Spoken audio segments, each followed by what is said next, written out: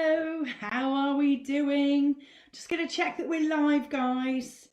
What do I do to check that? Am I live in the group? If you're here with me, give me hashtag live. You know what to do by now. Hashtag live or hashtag replay, and then I know that you're here with me. Here we are. We are most definitely live.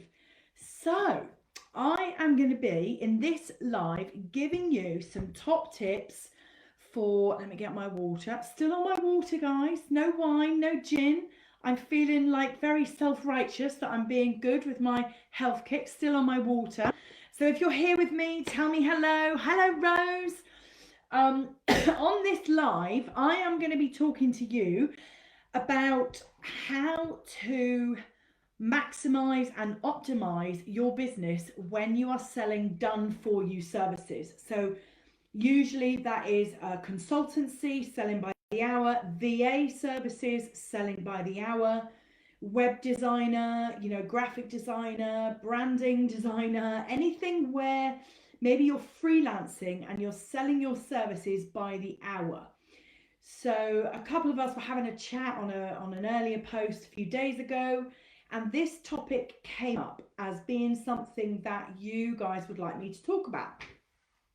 So I have first-hand experience of starting a business 5 years ago where I was selling services by the hour. So I'm going to share with you some of the things that I experienced, some of the limitations, some of the things that I attempted to do to overcome those limitations.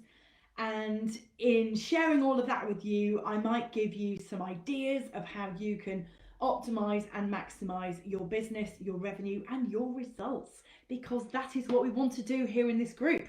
We want you to get better results in your business. Doesn't matter what they are, as long as they are the results that you want. So let me give you the first tip. Actually, before I do that, I'll just give you a bit of a walkthrough of the type of business that I started and how I set that up. So 5 years ago, I left corporate. I realized that the skills that I had mastered in corporate were totally transferable, and that I could take those skills and go into further employment, or I could set up a business. So before I could even start a business, I got headhunted by a company, and I went into that company as their head of commercial. Within 8 weeks, I doubled their revenue, and that was all it took for me to have the confidence to finally start this business. So I left corporate, wanted to start a business. I was too scared. I then went into an employed job for 8 weeks where I realized the culture was not me, the values were not me. But I had some success in that role because I doubled the revenue.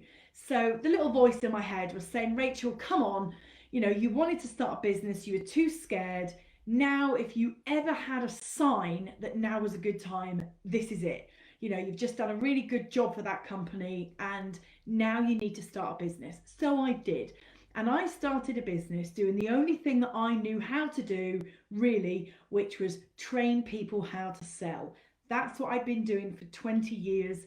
Me and my team hit annual revenue targets of £100 million, which is just a crazy amount of money. Every single week we invoiced £2 million. So, yeah, the little voice in my head was saying, you know how to sell, you know how to train your team. I had a team of 60 staff, and it was my job to train them, to coach them, to lead them, to support them, to manage and mentor them. And so I started a business doing exactly that. I was going into small businesses and to corporates and training their teams how to work with their clients, how to increase their revenues, how to build stronger relationships, how to create loyalty, how to improve their client retention, all that, corporate stuff that businesses need. I was going in and training their people as a third-party trainer. I was going in and doing that. And of course, the way I priced my services was by the hour. So I would price by the hour, by the day, or by the half day. And I built a successful company by doing that. It grew really, really quickly. And when I would look at my diary, I would be looking at, I'm working that day, not that day. I'm working that half day, not the other half of the day. And so I would be looking at my diary in chunks. And I very quickly wanted to scale that business. And that meant that I needed to look at the diary and suddenly find more capacity.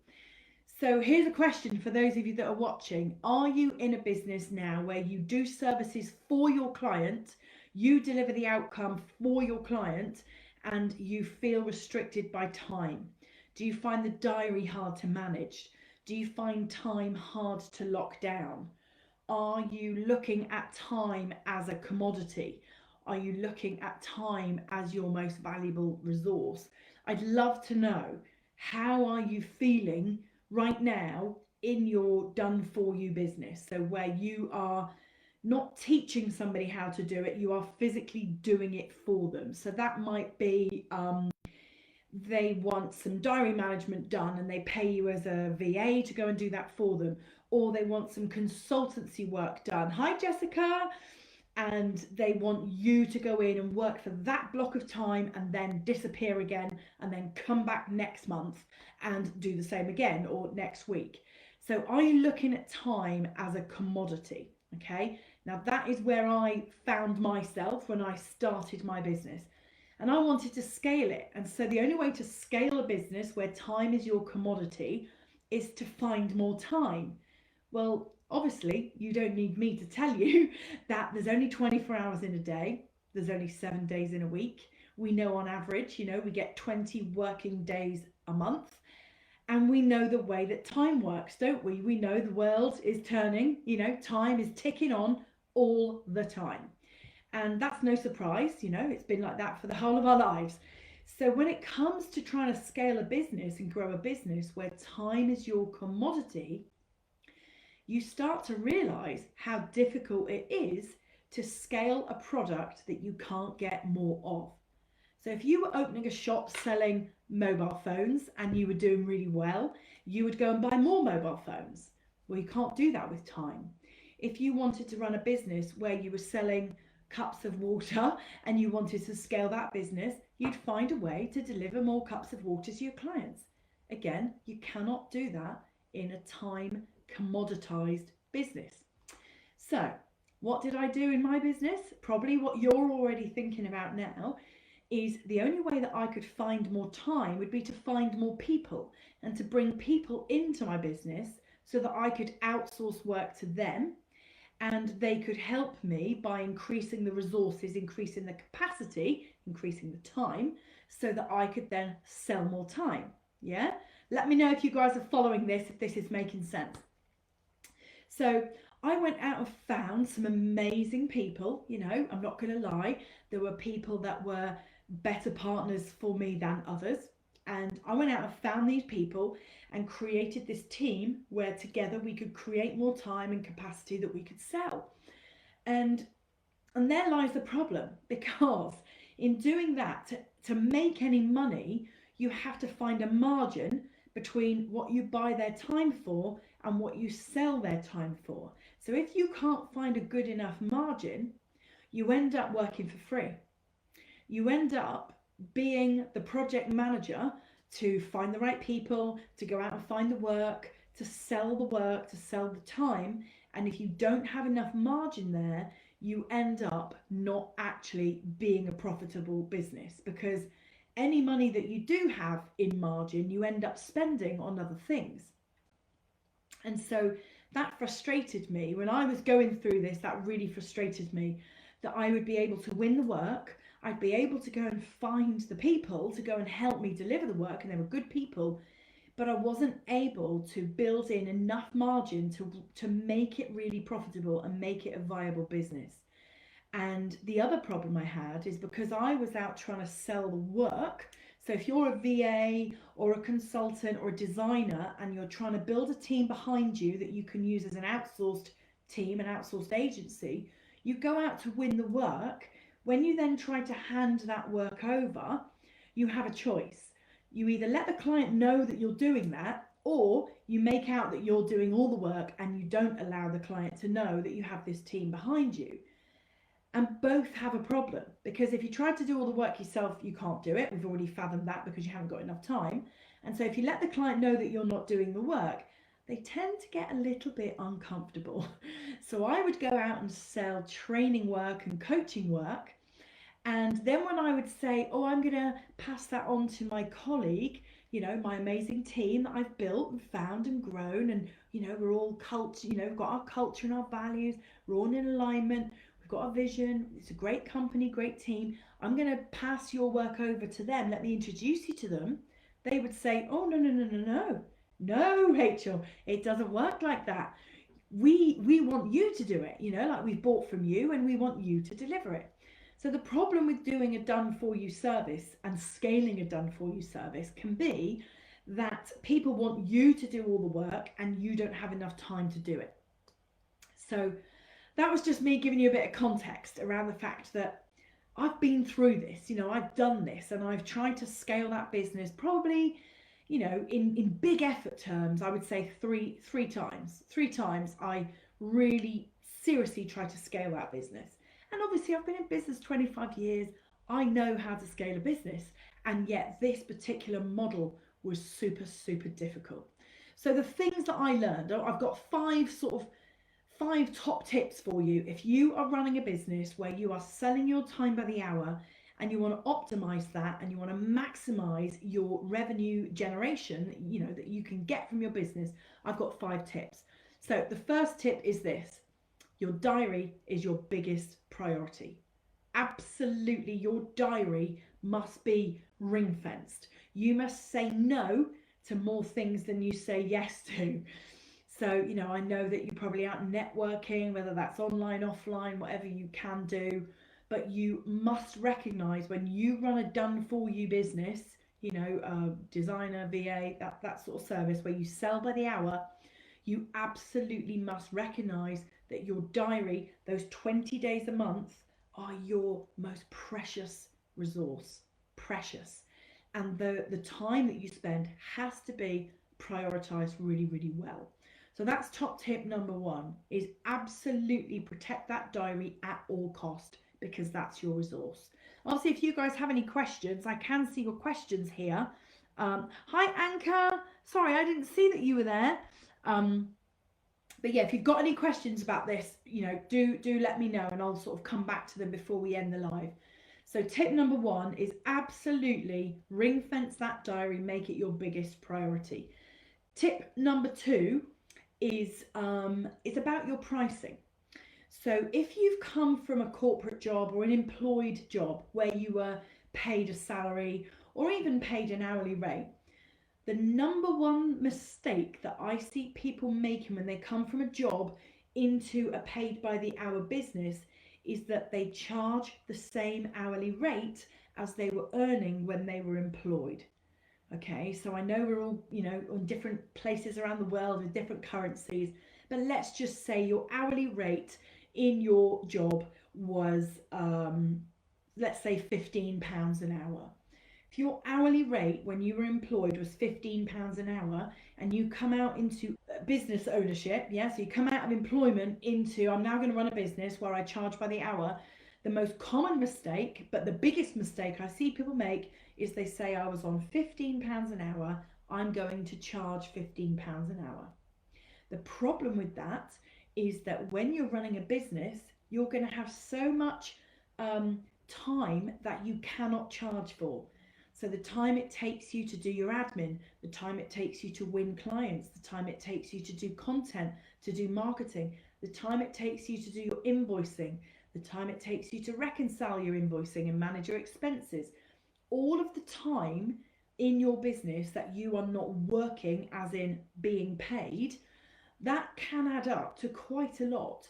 And I think that the most generous and probably the best way of looking at it when you are in a pay by the hour business is that you should be aiming for 50-50. So in a 40-hour week, you're aiming to work for 20 hours and you're aiming to not be paid for 20 hours. So it's a 50-50 split. So you can see that if you were coming out of a job where you were paid £15 an hour into a business where you're only going to work 50% of the time, already you should be doubling your hourly rate to take account of the fact that half of the week you're not going to be working. And that's an absolute minimum to double that hourly rate. Absolute minimum. Anybody that was on £15 an hour needs to go into that business with their eyes wide open, knowing what their competitors are charging, not getting too caught up with the competitors. Hi Robin, not getting too distracted by what competitors are doing, but just looking at what is that comparison rate and making your services in keeping with the market average for hourly cost. Okay, so first tip is your diary is your absolute priority, and you probably need to say no to more things than you say yes to. Tip number 2 is to get your pricing right. Okay, get your pricing right. Don't just take your hourly rate and apply that to your business. Okay, do some market research and price your services based on the return on investment that the client will get. Yeah, so think about the impact of the result that you're generating, the impact of the work that you're doing, and price your services in accordance with the value that they deliver, not just an hourly rate. Okay, and that's tip number 2. Tip number 3 is at the start of every month, I would encourage you to build a grid, a rectangle, split into Monday, Tuesday, Wednesday, Thursday, Friday, week 1, week 2, week 3, week 4. Simple 20-day grid. 5 days by 4 weeks, because on average, that's what every month has. So at the start of every month, I would encourage you to be super intentional about how you plan that time. So the way that I used to do it is I would block out Friday afternoon. Friday afternoon would be gone because I didn't want to sell it, because nobody wants to buy a Friday afternoon. And I didn't want to spend that on anything other than my mindset, my planning for the following week, maybe the odd invoice, maybe the odd, financial reconciliation work that needed to go on. Friday afternoon was out of the question. So on my 20-day plan, I'd block out Friday afternoon.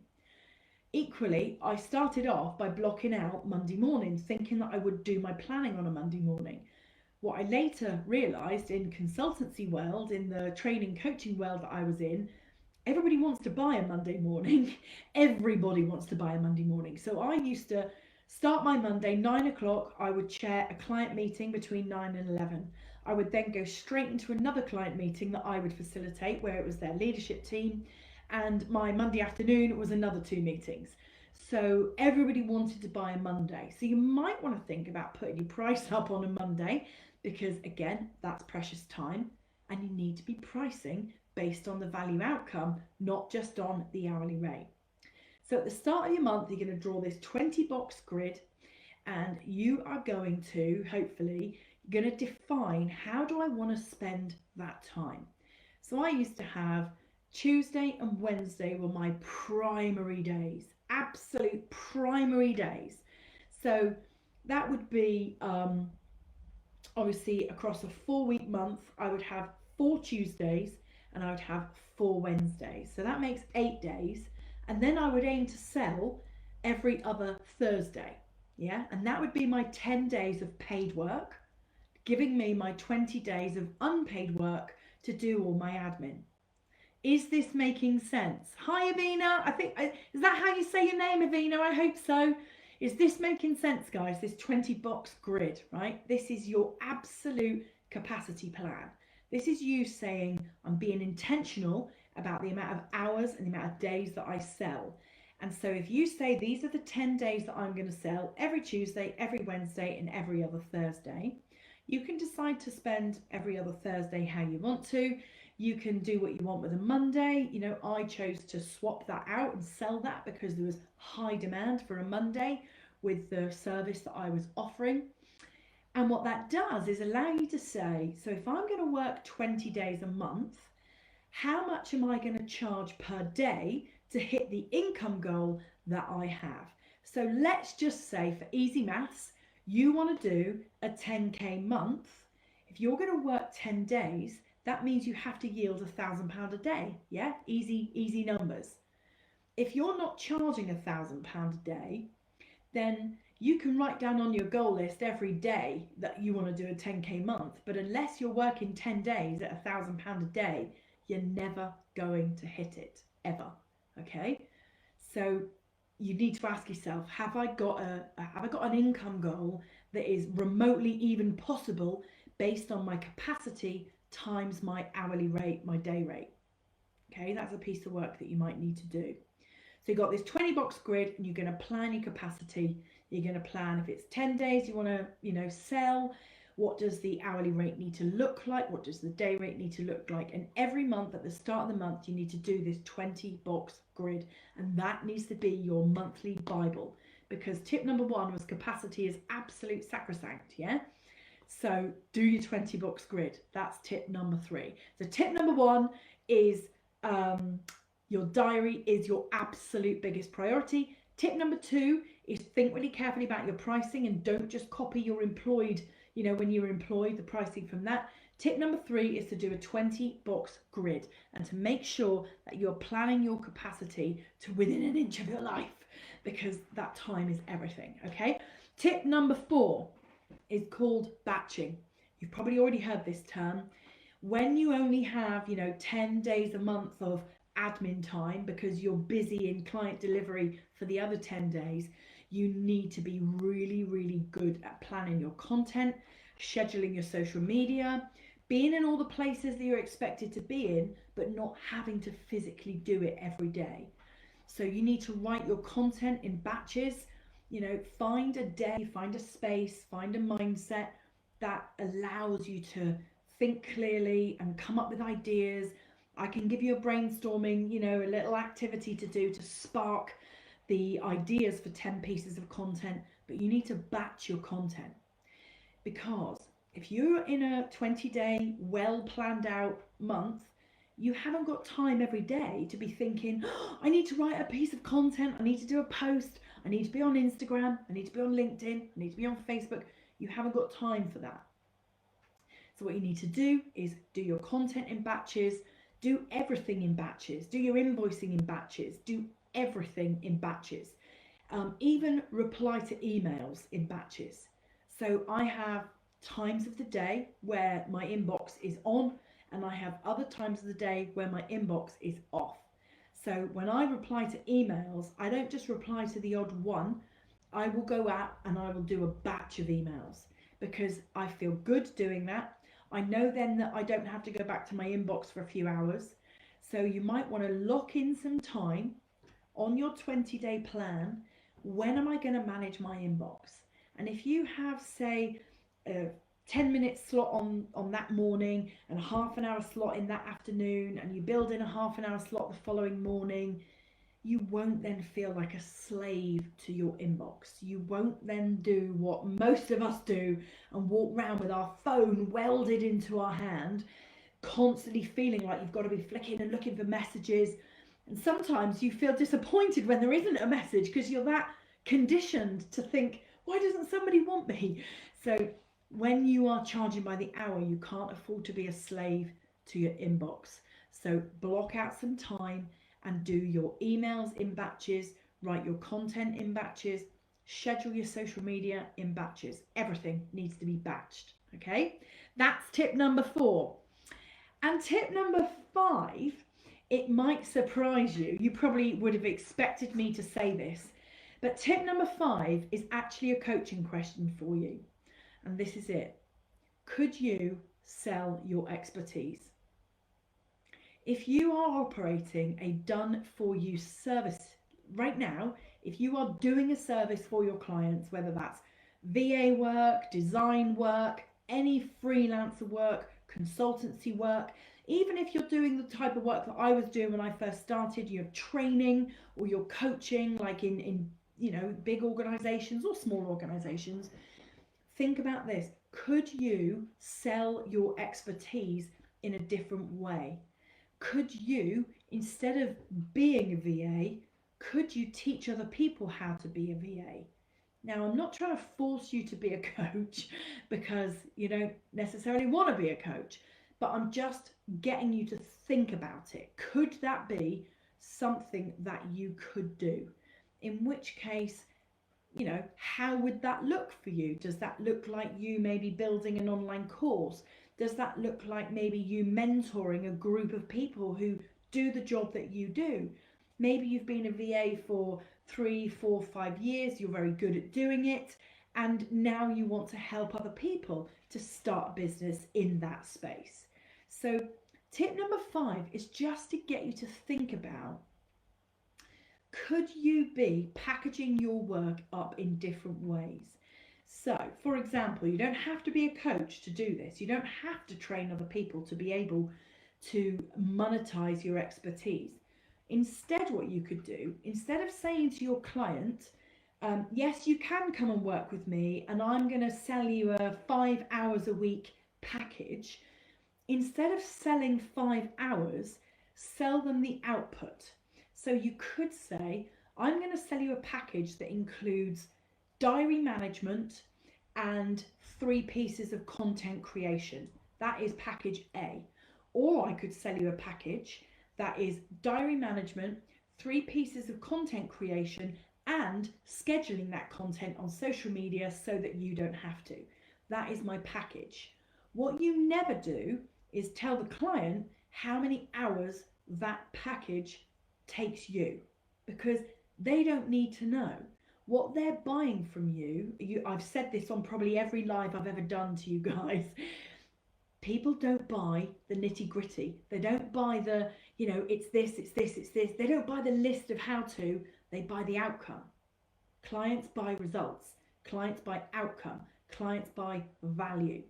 So the value that your client gets is a new logo, or diary management, 3 pieces of content, and the scheduling of that content. That is what your client gets. That's the value that they're looking for. They don't need to know how many hours it takes you. So by you saying, oh, that's going to take me 5 hours and I charge £30 an hour, therefore that's £150, and they go, oh, maybe don't do the scheduling then. Maybe don't do that. No, I'll go for the other package, the cheaper one. Don't give them the chance to do that. Sell the result, sell the outcome, and they will be less likely to pick into the detail of the list and of how long it's going to take you. They will be less likely when you send your invoice to say, did that really take you that long? Because I looked at that piece of content and I could have probably done that quicker than you. I could have written that quicker, because we know that clients do that, don't they? Yeah, we know that clients do that. They will pick into the detail and look for where they might have been able to save 20 minutes or half an hour, because they don't get it.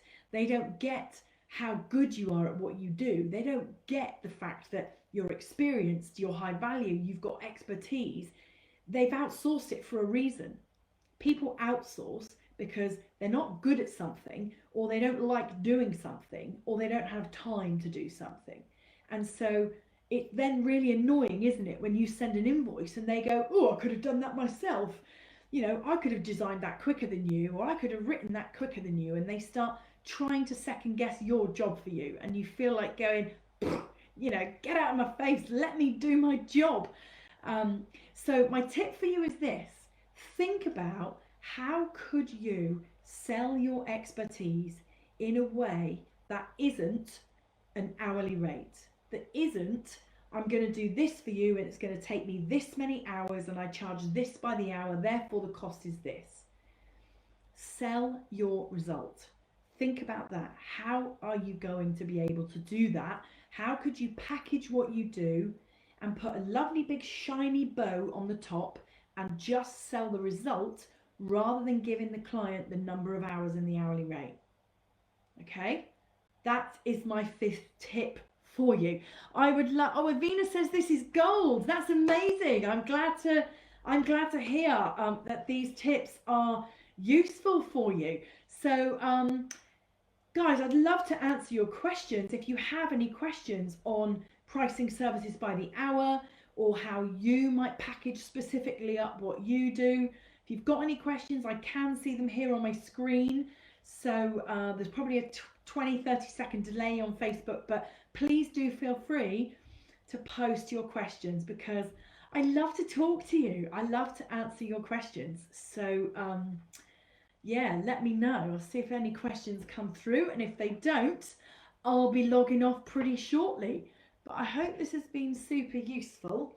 Just going to hang on a second and wait for any questions. Um, I hope you guys have seen that we've got a competition going on in the group. We've got a competition to win a free place on a 5-week group coaching course with me. So it's called the Online Sales Confidence Accelerator. I have put the link here in the group for you, and you can most definitely be in with a chance of winning a free place on that. And all you've got to do is do an introductory post here in the group. Tell us about yourself. Hi, Claire. Claire, you're late, but you're here live. You made it. So yeah, the way to get in with a chance of winning the competition is do an introductory post. I allow you guys to post here in the group. The only posts that I don't approve are the ones that I think look a bit spammy and they don't add value. So if you just mindlessly share your business page post and you don't put any text with it, I'm not going to approve that. If you're just dropping links everywhere, I'm not going to approve that. But if you do a good quality introductory post, or you add some value for the other members of this group, I'm going to approve those posts all day long, and so are my team. So please feel free to post. So an introductory post will get you into the competition. Then what you need to do is invite your business besties. You know, I'm not going to put a number on that. I just want to see you being active and sharing this group, sharing the love with your business communities that you're in, so that we can grow this group. I'm going to have the biggest party ever when we reach 1,000 members of the group, just because it's a lovely big number. And I'll be inviting you all to join me in a live where we can like maybe raise a little prosecco just to celebrate 1,000 members. So yeah, the competition's open to everybody. Do a post, invite some people along, support and engage the other people in this group, because you know my number one rule of business. Business is all about relationships. Sales is about relationships. Sales is, making sales is reliant on building trust. And trust can only come through relationships. Trust does not build by dropping links. Trust does not build by just firing a load of spam everywhere. That is going to do nothing for your business. You have to build your personal brand. You have to build relationships. And when you do that, trust will build. That's the whole point behind the competition. And if you are a winner, now, if you are a winner, you'll be the person to watch is Robin Munt. She absolutely nailed it yesterday, because she didn't just do an introductory post, she did a video, and the video was on fire. So round of applause to Robin, round of applause for absolutely raising the bar on what a good introductory post looks like. I could not believe it when I saw that come through, Robin.